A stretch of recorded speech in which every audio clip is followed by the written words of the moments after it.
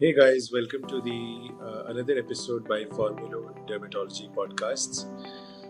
We have been doing these weekly series, and in the past we have discussed about a lot of topics. But today's topic is something that's quite fascinating and something that's a very big buzzword in skincare right now. And the topic we're going to talk about is peptides and serums. And joining me today is Dr. Navnee, who is a board certified dermatologist and a dermatologist at Formulo. So thank you, Dr. Navnee, for joining us. And let's quickly get your introductions as well. Thank you, Dr. Himanshu. I'm thrilled to be here and I would love to share my insights on peptides today.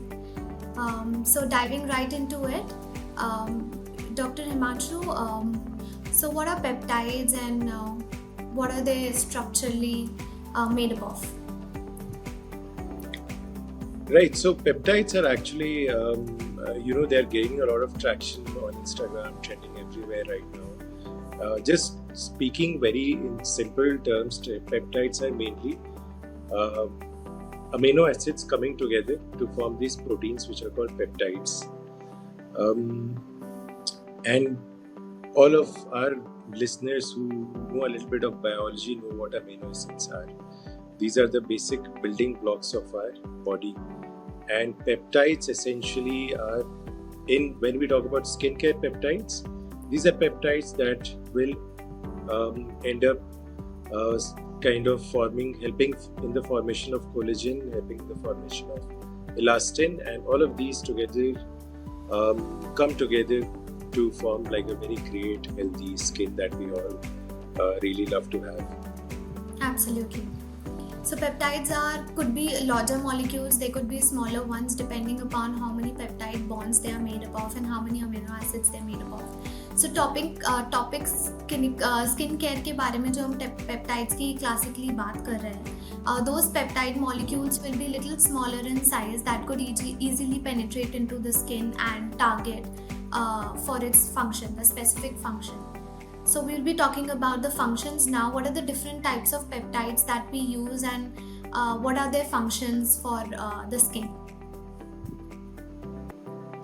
So, Dr. Navnee, there are actually a lot different types of peptides, and if we get into really technical details of it, there are signal peptides, there are neurotransmitter peptides, there are carrier peptides.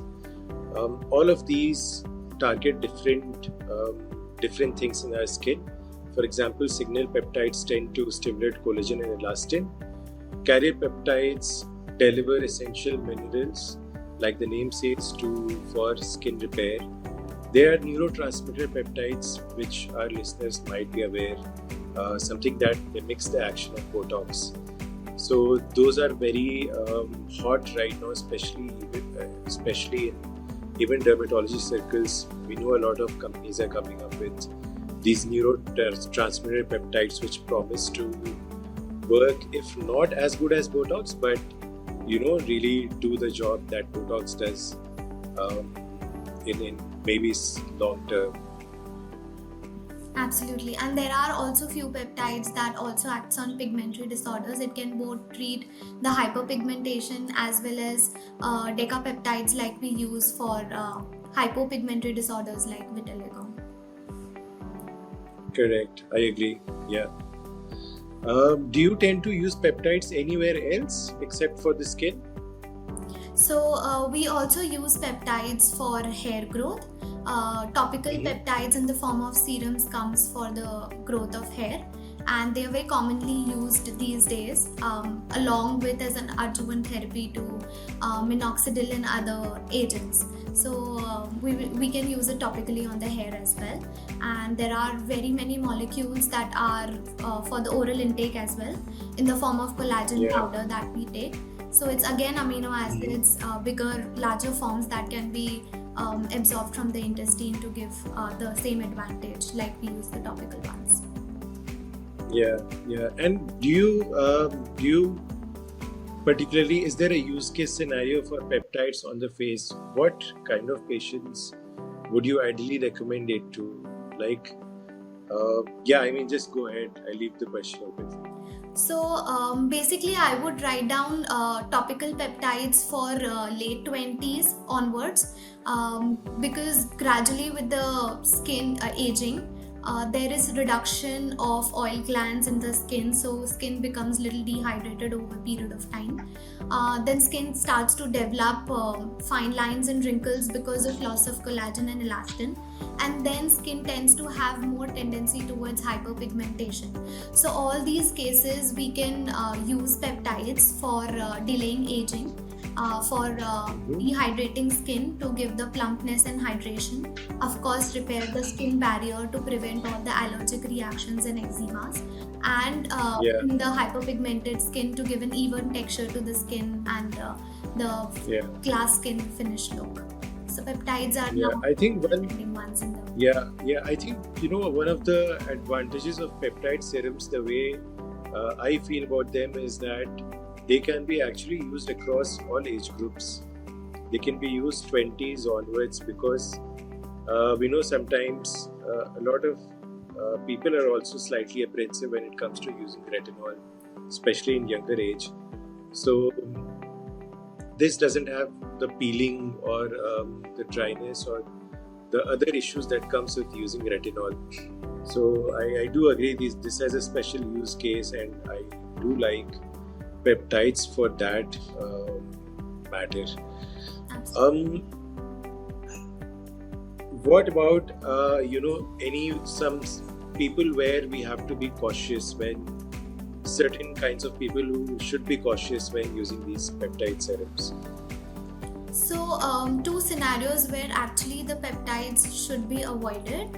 One, in a skin which is too much acne prone, it could it could trigger the acne. And in second, patients, those who are using exfoliants like alpha or beta hydroxy acids, so they should avoid peptides combining with them at the same time. So, yeah. Hmm. Great. Okay, so coming to our next segment, which is I think one of our favorite segments, is myth busting segments. So, what do you have any myths, facts, anything you feel that's out there that needs to be, told to our listeners that that's kind of not true? So, a common myth that is associated with peptides is that the peptides don't work. Peptides don't work in a long period of run, and they have to be used in larger quantity. So, I would like to just educate my listeners with saying that peptide definitely does not work that instantly. It has to be used consistently over a period of few weeks to few months to get this result of reducing fine lines and wrinkles and giving the hydration back to the skin.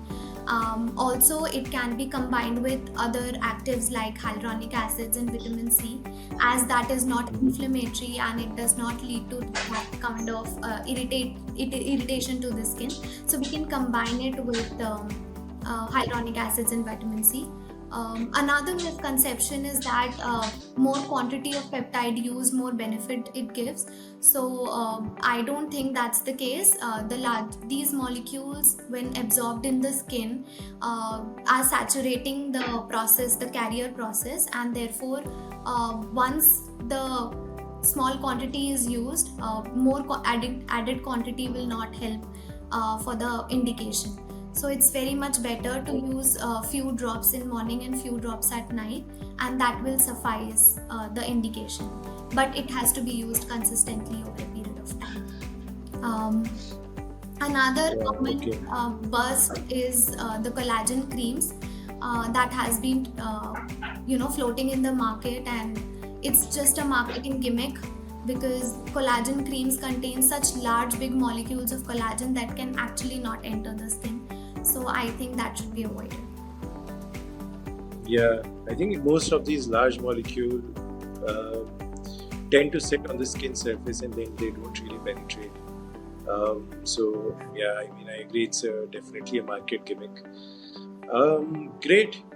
I think that's fantastic, and we covered a lot of things about peptides today.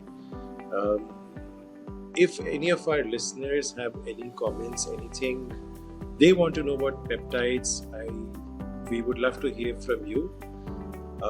That's it really from the podcast today. Thank you, Dr. Navnee, for joining. It was lovely discussing peptides today. Do you have anything else you want to add? Same here. I would also just like to tell our listeners that we at Formulo are available to help them with their specific skin concerns and answer their queries, especially regarding to peptides.